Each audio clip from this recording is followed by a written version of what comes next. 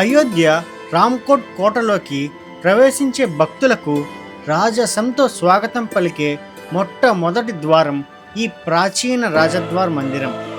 త్రేతాయుగంలో శ్రీరాముడి జన్మస్థలానికి ఇది ప్రధాన రాజమార్గంగా ఉండేది. దీనిని శ్రీరాముడి కొలువు లేదా రాయల్ కోట్ అని పిలుస్తారు.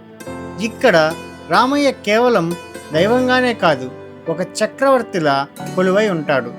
గర్భగుడిలో సీతారాములతో పాటు శివుడు, విష్ణువు, కృష్ణుడు మరియు గణేశుడు కూడా సాక్షాత్కరిస్తారు. మీకు తెలుసా, ఈ ఆలయ శిఖరం అయోధ్యలోని అత్యంత ఎత్తైన బంగారు శిఖరం కలిగి ఉంటుంది. సుమారు 500 ఏళ్ల క్రితం మహారాజా దర్శన్ సింగ్ నిర్మించిన ఈ మందిరం అయోధ్య వైభవానికి నిదర్శనం.